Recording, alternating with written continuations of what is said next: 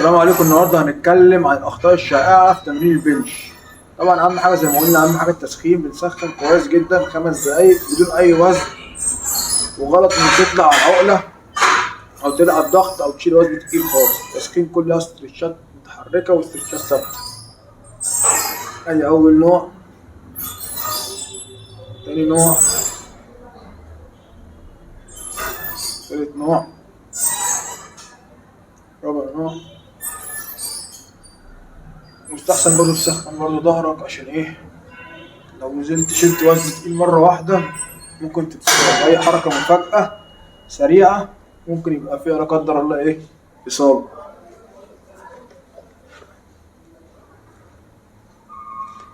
10 قاسم. أخونا قاسم من السودان هنا الشقيقة.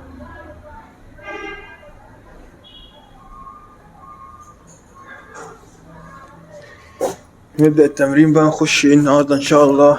نخش أول حاجة بار عالي. طبعا هنتكلم بقى عن الأخطاء الشائعة اللي معظم الناس بتعملها، أو اللي أي حد مبتدئ ممكن ايه ما يكونش فاهم الجهاز دوت يلعب عليه ازاي صح. ثواني كده بس نظبط الدنيا عشان ايه يبقى كل البار ظاهر واحنا بنلعب، عشان نتكلم ايه عن اهم الحاجات اللي الناس ايه بتعملها غلط.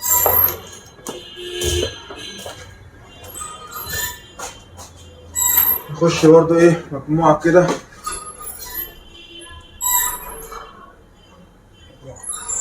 اول حاجة معظم الناس بتلعب ايه؟ البنش. لو انت مبتدئ، هنتكلم ايه لو انت مبتدئ ولسه داخل الجيم، في البار العالي بس كده هتبقى واسع أوي ولا ضيق وسط. عينك لازم تبقى على البار، متستقلش بالوزن، عشان الوزن دوت اصلا البار ده ممكن يعمل حوالي 25 كيلو، فمتستقلش بيه عشان ممكن لو انت موزنتوش ممكن يقع عليك ايه؟ عوار. عينك على البار، تنزل في صدرك تطلع. عينك على البار، لازم تبقى عينك على البار عشان توزن الوزن، عشان طبيعي يبقى عندك ايد ايه؟ اقوى من ايد، فانت تبقى عينك على البار عشان توزن البار ايه؟ في ايدك. طول ما انت بتلعب عينيك مركزه على البار، وما ينفعش بار حد ينده عليا او باصص له انا كده عشان الوزن ممكن اتصاب. لازم عيني على البار طول ما انا بلعب، وبعد ما اخلص بقى اقوم بقى ارد على اللي بيكلمني او اي حاجه. لازم عيني على البار، اعد. والنفس اهم حاجه، ما ينفعش طول ما انا بلعب افضل ان انا ايه؟ افضل ان انا ايه؟ كاتم نفسي. طول ما انا بلعب لازم نفسي يبقى شغال. اسلوب النفس معاك يبقى ازاي؟ تاخد نفس من مناخيرك، طلع نفس من بقك، طلع نفس من مناخيرك، هكذا. نفس من مناخيرك، طلع نفس من بقك. لازم، ما ينفعش انا بلعب اكتم نفسي، غلط.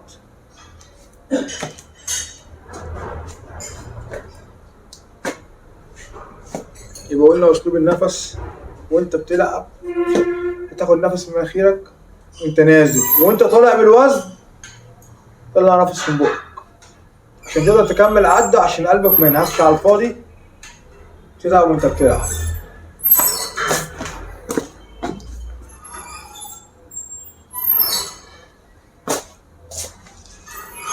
ثواني بقى نجيب المية، عشان نسينا برضو ان موضوع المية ايه كان لسه هنتكلم عن موضوع المية.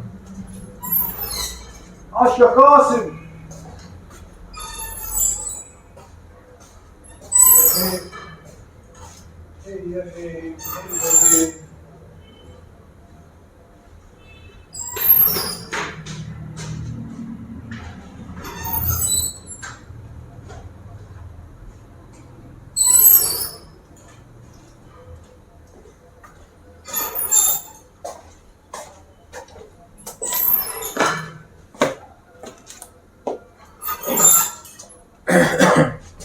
نتكلم عن موضوع المية. موضوع المية مفيد، ما ينفعش تنسى عطشان في التمرين خالص،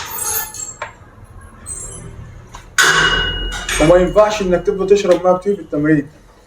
يعني انت مثلا كل جهاز، كل 3 مجاميع كل جهاز، كل تمرينه لازم تشرب ايه؟ ميه، حاجه بسيطه، عشان لو شربت ميه كتير ممكن لا قدر الله ايه ترجع او توقف تمرينك. يعني الميه كتير غلط. وقلة المية برضه يغلط. هنبدأ بقى نحط أوزان إن شاء الله. عشان إيه؟ النهارده بإذن الله هحاول إن أنا إيه؟ أصور لكم الفيتامينة كاملة.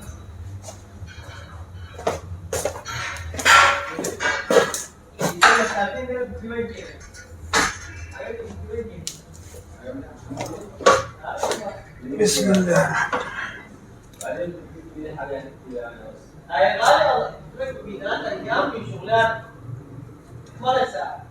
طبعا الكرسي ولا ينفع يبقى عالي، تظبط الكرسي ظبط تمام. لازم الكرسي يبقى تمام في أي جهاز تلعب عليه، لازم الكرسي يبقى مظبوط معاك. بس نذكرنا عشان تبقى معانا ايه تمرين. زي ما قلنا عينك على البار. بسم الله. عينك على البار وانت بتلعب، تنزل فوق صدرك تطلع عينك على البار، عينك لازم تبقى على البار.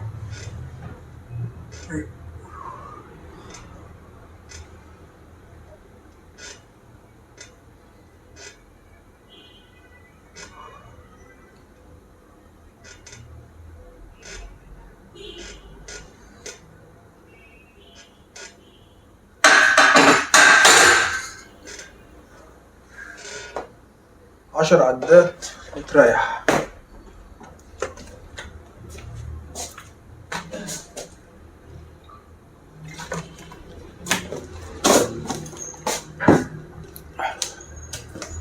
الأهم من انت تقدر تقل وزن ان انت تلعب صح. ما ينفعش افضل تقل وخلاص، مش هو تقل وزن تقل وزن تقل وزن. اهم حاجة تلعب صح، تتمرن صح.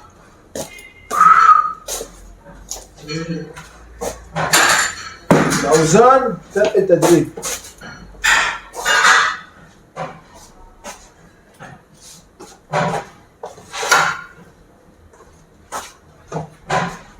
يعني لو هتلعب مثلا اخرك تشيل 10 يبقى ايه؟ تلعب 5 و7 ونص اخر مجموعة بال10 تدريجي. كل مجموعة هتزود على قد ما قدرتك، مش قادر تزود يبقى هتلعب صح، مش هتتقل وخلاص. عشان ربنا يستر عليكم اصابات التمرين برضه تبقى وحشة، ربنا يبقى لكم كل الاصابات ان شاء الله. بسم الله.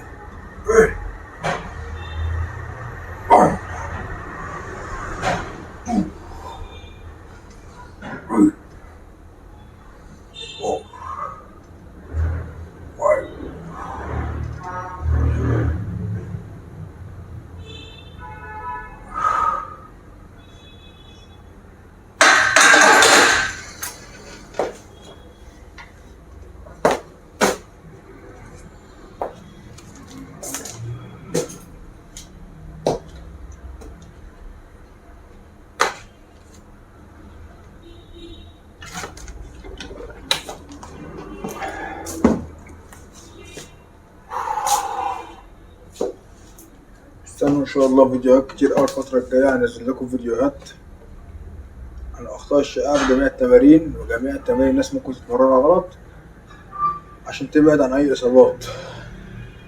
زي ما قلنا في اصابات لا قدر الله بتبقى صعبة جدا، فاحسن حاجة انك تتمرن صح. لان اللعبة دي في ناس فاكراها غلط، في ناس فاكر ان انت تبقى كل شوية اهم حاجة تشيل وزن تقيل.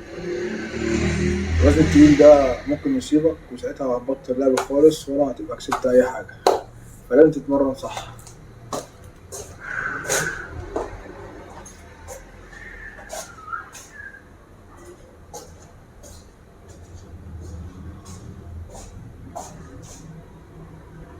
التليفون ابو جرابه ده بتاعك يا قاسم ولا بتاعك؟ التليفون ده بتاعك؟ طب يا عم انت ليه كده ليه يا عم؟ وانا اصلا المحل فاضي وطبعا في غير محل؟ خليته محل؟ ماشي يا عم. ماشي يا جدي.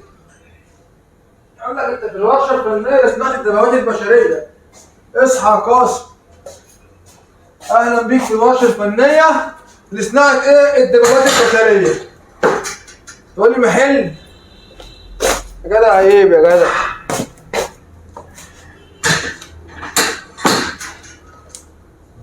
نرجع تاني، نرجع لبعد تاني. زي ما قلنا هنا